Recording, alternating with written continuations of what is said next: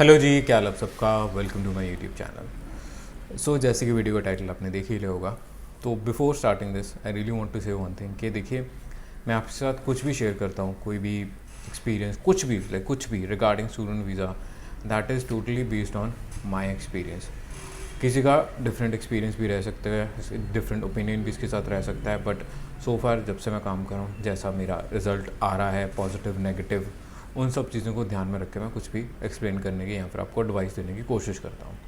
और आज का मेरा एक्सपीरियंस, जो भी पॉइंट ऑफ व्यू या फिर जो अप्रोच मैं शो करनी चाहता हूँ आपको, या फिर जो एक्सप्लेन करना चाहता हूँ आपको, वो ये है कि मैंने ये देखा है, ऑब्ज़र्व किया है, और हमारे रिजल्ट्स भी उसके अकॉर्डिंग हमें जो आए हैं, हमने एक चीज़ बहुत नोटिस की है for the candidate. So this doesn't apply to every candidate.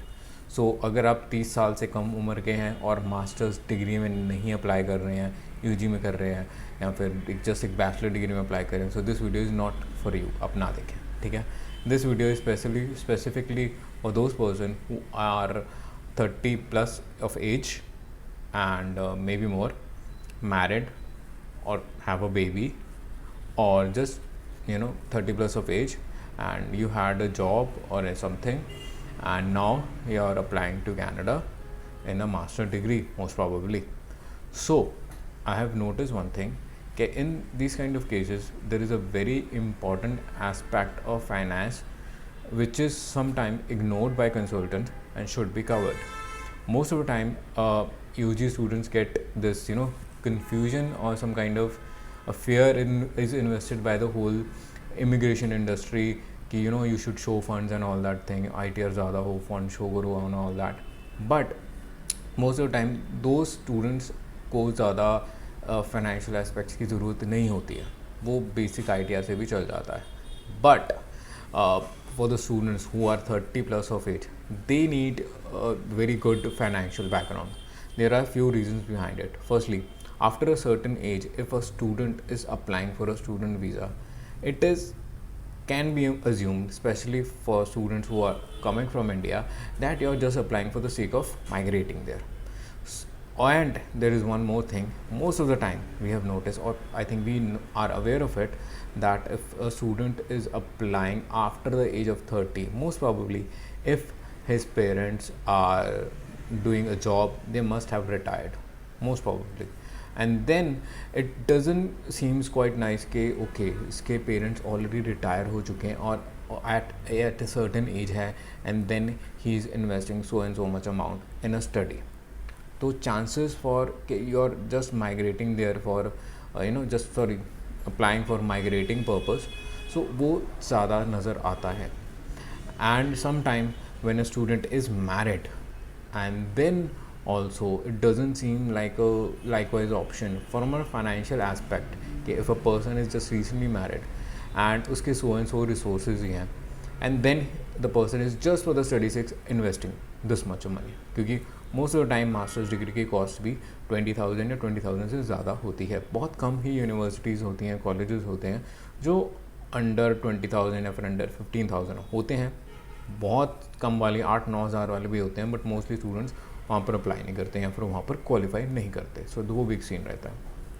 तो इन चीज़ों में हमने एक पैटर्न नोटिस किया है हमारे रिजल्ट्स लाइक रिजेक्शन के ऊपर और अप्रूवल के ऊपर, कि इन कैंडिडेट्स को अगर अच्छा फाइनेंशियल बैकग्राउंड शो किया जाए, चाहे आपके ITR ज़्यादा हो, चाहे आप फंड शो कर रहे हो, बट फंड्स शो सिर्फ सीन नहीं रहता है. एक्चुअली द थिंग इज़ कि you can show funds, but अगर स्पॉन्सर्स ज़्यादा होंगे या फिर अगर आपके जो स्पॉन्सर्स हैं उनके ITR ज़्यादा होगी, it will seems more likely कि हाँ, you can easily afford and then investing this and this money on education is okay. But अगर ITR ही कम है, then it can be a problem. और उसका मोस्टली सोल्यूशन ये भी होता है कि समटाइम कैंडिडेट है वो अपने ITR रिवाइज करवा लेते हैं.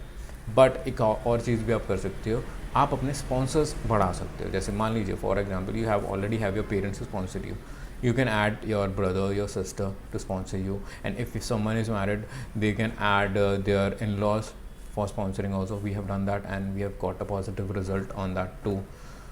And ये फर्स्टली ये करें. Secondly you have to show more reasons to come back. So if you have a property on your name and more and more more and more in a way, but say at least some a type of decent assets that are on your name and which can explain कि हाँ ये बंदे के पास कुछ है, ज़्यादा probability he will come back, तो वो भी अच्छा रहता है.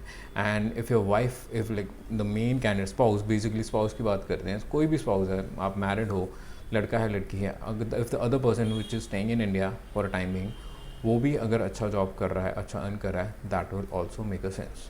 ना कि टोटली फ्री हो या फिर एक अच्छा बैकग्राउंड ना शो करे, वो भी सीन रहता है. एंड फिर एंड में आता है फंड्स वाला सीन.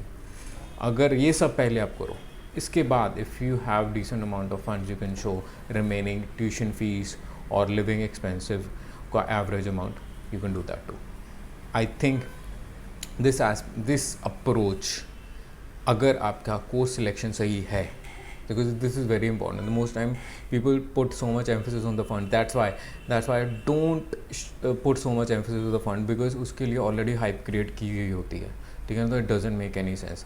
So देखिए, अगर आपकी कोर्स सिलेक्शन सही नहीं है, then all this will not matter, ठीक है. अगर आपकी SOP अच्छी नहीं है, फिर all this will not matter. आपकी फाइलिंग में कोई मिस्टेक है, ट्रस्ट में बहुत सारी फाइलों में होती है, मैंने बहुत बार देखी है, तो दिस विल नॉट मैटर.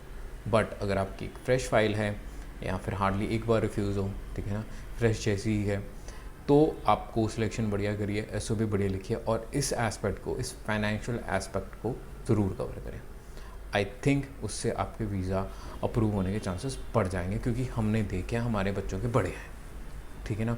तो इसलिए I can recommend you that, ठीक है ना. एंड ये चीज़ मैंने पहले इसलिए एक्सप्लेन की, द होल फाइनेंशियल एस्पेक्ट, क्योंकि मैंने बहुत बार नोटिस किया कि कई बार हमारे पास एप्लीकेशन आती हैं, हम लगा देते हैं और रिफ्यूज़ हो जाता है, और हमें पता लग जाता है कि यार फाइनेंशियली द फाइल नीड्स. कई बार हम पहले बोल देते हैं, कई बार बाद में पता लगता है एज़ पर द रिफ्यूज़ल और केप्स, और तब एक सिचुएशन सी बन जाती है, क्योंकि some time a person can afford, some time a person can not afford, and that is something of a problem for a candidate also and for us also, क्योंकि हमें पता लग रहा होता है कि भाई बंदा या परिवार बहुत मुश्किल से कर रहा है, और उसको एकदम बोल देना हमें बहुत डिफ़िकल्ट लगता है. That is actually the honest reason, that's why I am making this video, putting this around out loud in the student sector, in our subscribers and followers, कि देखिए इस चीज़ को ध्यान में रखिए.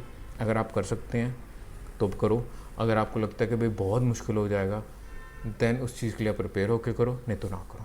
That is much better thing to do, that is a much better approach to have and things to keep in mind.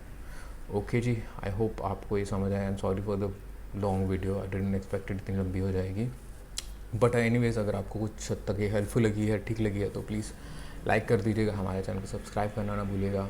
Thank you so much for watching this video, keep supporting, bye bye.